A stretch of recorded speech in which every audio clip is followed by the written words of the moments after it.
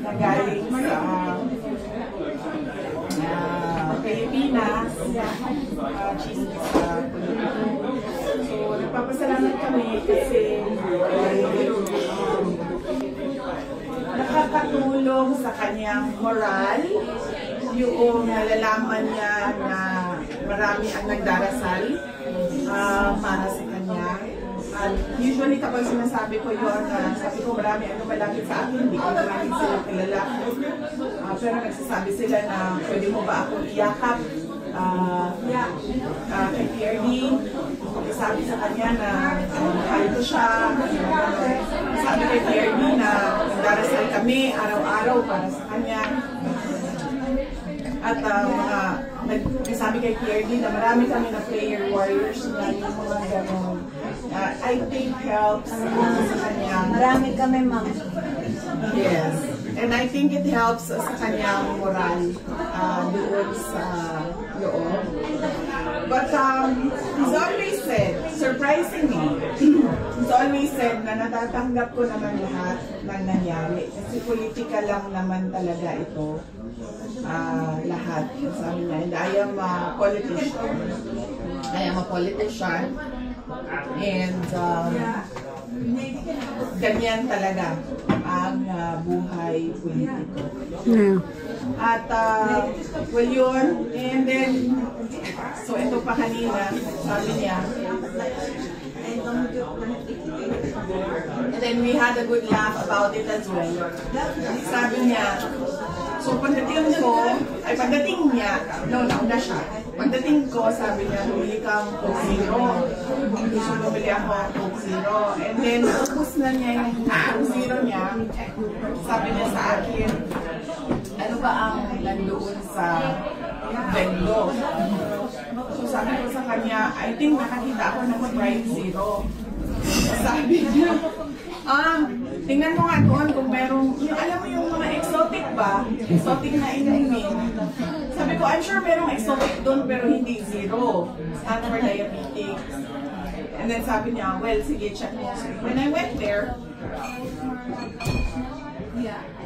hindi ko alam, sabi ko sa kanya, you're the luckiest person in this unit today. Sabi ko sa kanya, because I saw a Fanta Zero na exotic flavor.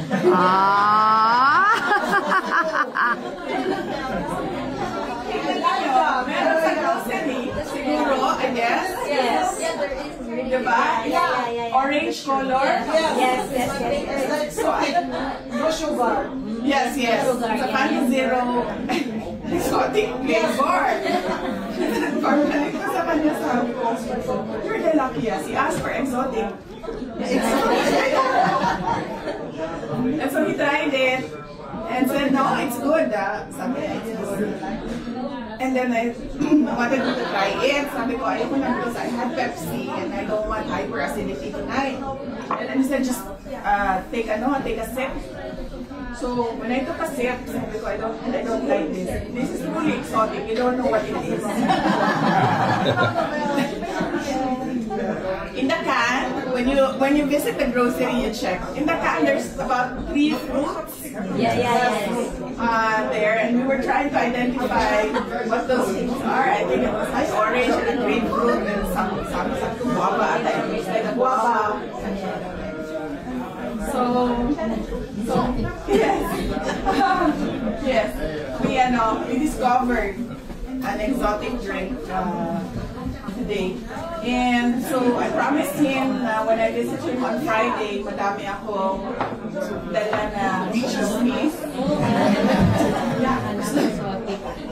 So I hope na madaming scandal na mangyayari kay BBM.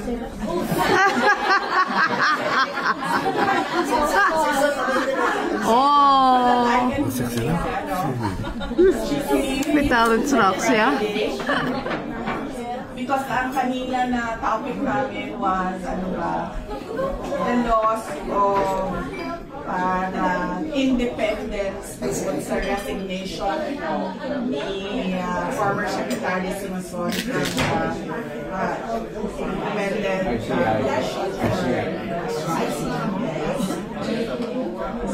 talking about that as well.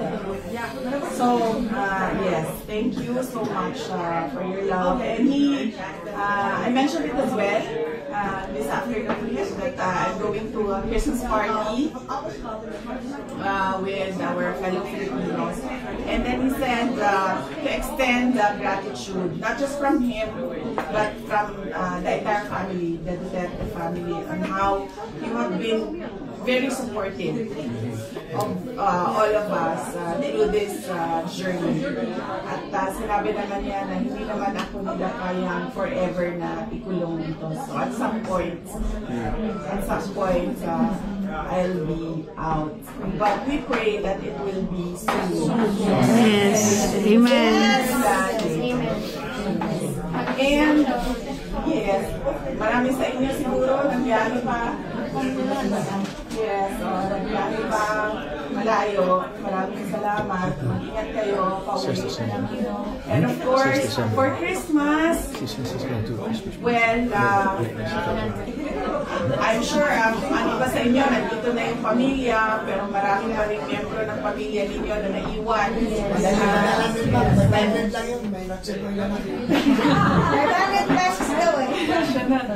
Na naiwan doon sa Pilipinas. At syempre, tayo kasi mga Pilipino, sanay tayo sa malaking celebrations. It's never a quiet Christmas for Filipino. Yes. For Filipino Christmas parties, no? For Filipino Noche Buena. It's always about the ruckus of family and the individual relationships among family members, whether it is nagkakainisan and tatawanan, nandun lahat yun. At kung may pagkakasal 500 pesos na noche. Hindi talaga kasha. Kompleto yung pamilya.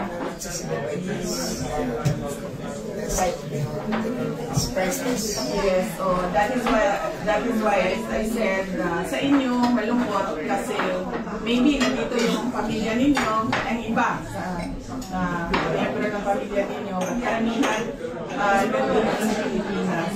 And if you don't go home this Christmas, you will miss this joyful Filipino celebration of the birth of Jesus Christ and celebration of family.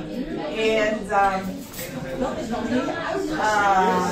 I hope that you'll be able to go home and enjoy Christmas in the Philippines this year. But if not, I hope that your Christmas is peaceful and that you feel the love of your family wherever they may be in the world at this time.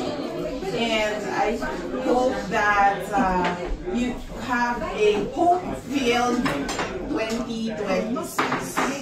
Meaning, we were just discussing what animal year 2026 will be, and then it's the year of the horse. So I guess Sisipain na natin siya.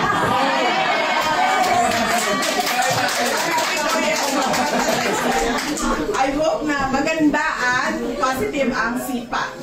Yay! Ng swerte sa mga kanya-kanyang buhay ninyo. And syempre, something that cannot be bought by money ever, kahit siguro gaano kayaman ang mga tao, they cannot buy good health. So that is my wish for you for the entire year of 2026. Hindi kayong magkasakit at walang magkasakit sa mga mahal ninyo sa buhay.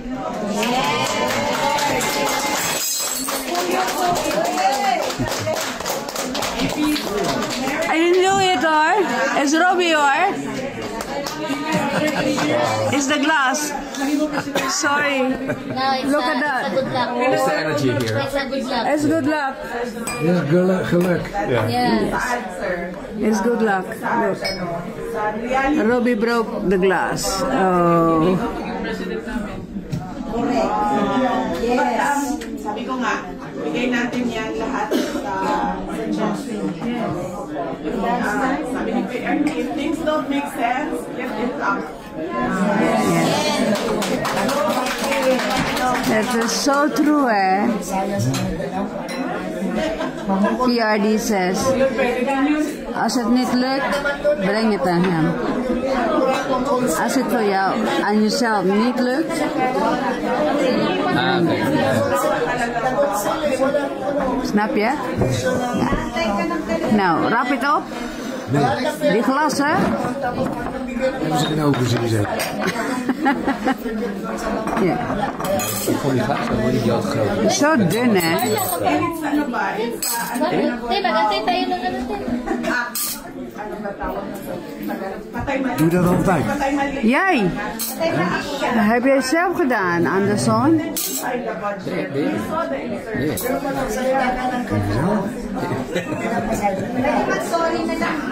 Het is boeboeg hoor. Kijk daar, kijk daar, kijk daar. Oh, Kleintje. zie je dat? Kleintjes. Zie je dat? Heel gevaarlijk, heel gevaarlijk. Ja, dat doet pijn hoor. Like very